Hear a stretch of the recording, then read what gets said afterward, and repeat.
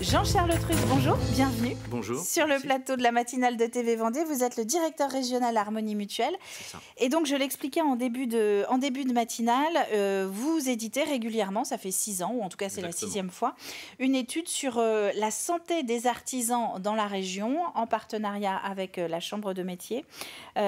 Qu'est-ce qu'il faut retenir pour cette année 2024, donc, qui vient de s'écouler?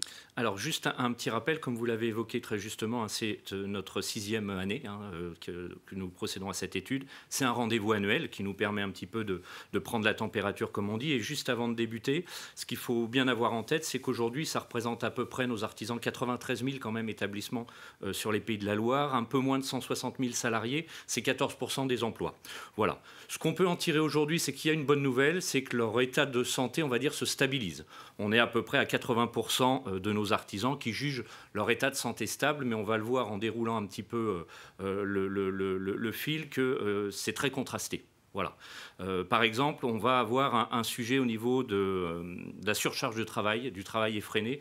On estime aujourd'hui, ce qui ressort aujourd'hui de ce sondage, c'est 46% de nos artisans travaillent plus de 50 heures par semaine et 19% plus de 60 heures. Et là, on est à plus 7 points par rapport à notre étude de l'an dernier. Donc là, on voit bien que cette partie de temps de travail tend à se dégrader de manière assez significative. Et en plus, tous ces chiffres, ce sont du ressenti, c'est-à-dire que ce sont les artisans eux-mêmes qui jugent leur propre état de santé. Et finalement, on est peut-être un peu sévère quand ils disent tout va bien, sans se rendre compte de tout ce qui se passe autour. Exactement, hein, c'est un panel, hein, ça représente un panel d'un peu moins de 500 répondants hein, concernant nos artisans. Effectivement, je pense qu'ils se sous-estiment, hein, puisque comme vous l'avez dit, on se sent toujours, on va dire, un petit peu on dit qu'on peut toujours aller faire mieux. On peut toujours faire un peu plus, aller plus loin. On parlait justement de ce travail effréné. Ça a aussi également un impact sur leur équilibre, vie privée, vie professionnelle, puisqu'aujourd'hui, c'est 66% de ces artisans qui estiment ne pas trouver un juste équilibre et qui passent, bien évidemment, selon eux, beaucoup trop de temps, entre guillemets, au sein de leur structure professionnelle. Ce qui ressort également, et on va dire que c'est le point noir un petit peu de cette étude, c'est un stress permanent. Alors, il y a 2 types de stress. On est sur un stress numérique, premièrement. Donc là, c'est tout ce qui est email, tout ce qui est notification. La charge administrative, La charge finalement. administrative, exactement. Donc ça, c'est un facteur, on va dire, très prégnant en termes de stress. Et après, il y a une inquiétude. Alors, une inquiétude, aujourd'hui, 51% des artisans sont inquiets et sont stressés. On passe à 79% dès lors qu'ils ont des employés. Et là, on est sur des inquiétudes. Est-ce que je vais pouvoir maintenir un taux d'employabilité? Est-ce que je vais pouvoir faire face de manière financièrement dans les mois qui viennent? Est-ce que le coût des matières premières, le contexte aujourd'hui économique va me permettre de maintenir une activité, on va dire, de manière sereine? Donc 8 artisans sur 10, grosso modo, qui se posent des questions et qui se stressent autour de la pérennité de leur affaire. Exactement. Et c'est d'autant plus, comme vous l'avez dit, important lorsqu'ils ont des employés. Une fatigue récurrente, bien évidemment. Aujourd'hui, c'est 35% des artisans qui ont des difficultés de sommeil. 51%, donc c'est un artisan sur 2 aujourd'hui qui dort moins de 7 heures par nuit. Et un autre gros sujet qui en découle, hein, on va dire qui découle de tout ce qu'on vient d'évoquer ensemble, c'est la solitude. C'est qu'aujourd'hui, on s'aperçoit que nos artisans sur la région Pays de la Loire sont isolés dans leurs décisions, sont isolés dans leur recrutement, sont isolés dans leur gestion. Et comme vous le savez, aujourd'hui, un artisan, il est un petit peu l'homme à tout faire. Hein. Il fait le commercial, il fait le RH, il fait le responsable paie, le comptable. Donc aujourd'hui, cette solitude est un vrai sujet les concernant. Et malgré cela, on en revient à votre premier chiffre. Un artisan sur 2 se trouve plutôt pas mal au niveau de sa santé. Exactement, se trouve plutôt pas mal. Donc c'est ce que je vous disais, c'est une bonne nouvelle, mais avec de nombreux contrastes. Sur cette solitude également, et c'est un sujet sur lequel, avec Harmonie Mutuelle, on travaille beaucoup, en découle, c'est la santé mentale, aujourd'hui, qui, vous savez, hein, est la grande cause nationale de cette année 2025.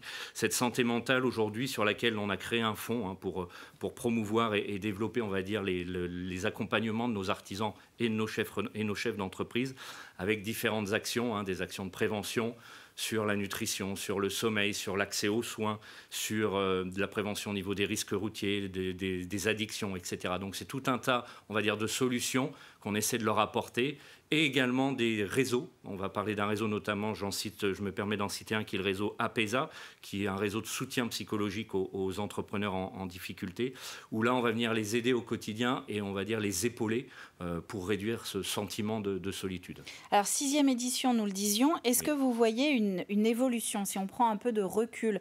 Est-ce que les artisans parlent de plus en plus facilement de leur mal-être ou reconnaissent que parfois c'est pas facile, ou alors est-ce que vous voyez véritablement apparaître de nouvelles pathologies ou de nouveaux problèmes pour ces chefs d'entreprise artisans ligériens? Il y a deux sujets qui prennent de l'ampleur, on va dire, au fur et à mesure des années. C'est effectivement c'est ce stress numérique, hein, bon, qui comme on s'en rend compte tous les jours, prend de plus en plus de place.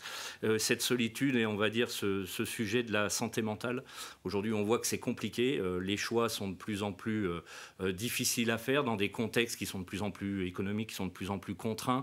Donc on va dire que c'est sur ces deux choses. Après, le temps de travail, on va dire qu'il y a une stabilité en termes de temps de travail passé, hein, au bureau. L'équilibre vie privée, vie professionnelle est un sujet, on va dire, qui est récurrent, mais qui n'évolue pas plus que ça. Par contre, ce stress numérique, cette santé mentale et cette solitude, là oui, ce sont des sujets qui prennent de l'ampleur au fur et à mesure des années. Donc de nouvelles pathologies. Exactement. Et pour vous, par conséquent, de nouveaux axes de travail? De nouveaux axes de travail, hein, on a lancé un mouvement qui s'appelle au sein d'Harmonie Mutuelle l'éco-santé. C'est simple, hein, c'est agir plus tôt. Donc là, je vous parlais tout à l'heure de prévention. C'est là où il faut venir en amont justement et détecter. Hein, je vous parlais du réseau de l'APESA. On travaille avec des sentinelles pour détecter les artisans qui pourraient être en difficulté et intervenir en anticipation. Excusez-moi.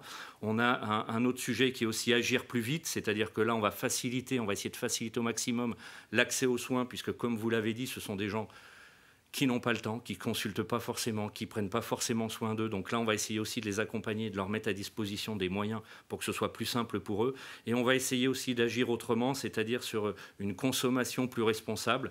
Là, c'est pareil, on parlait de consommer de la santé, de la nourriture, de vivre et d'essayer de vivre, d'intégrer aussi une activité sportive. Alors, je sais que c'est compliqué aussi pour eux, mais c'est sur tous ces leviers qu'on va essayer de jouer. Et l'accès aux soins, puisque ça, c'est un problème que tout le monde rencontre, artisan ou pas artisan. Exactement. Mais quand en plus, à côté, il faut passer du temps à essayer de se trouver un généraliste ou une consultation quelque part, c'est sûr qu'on a tendance à plus facilement mettre sa santé de côté. On repousse, effectivement, on repousse. Et puis quand on le sait, certaines pathologies, malheureusement, quand elles ne sont pas prises à temps, on va dire, ont des conséquences un peu plus importantes. Pour l'artisan lui-même, ça c'est le principal concerné, mais aussi derrière, et ça en découle, hein, en termes de dépenses de santé, en termes d'accompagnement.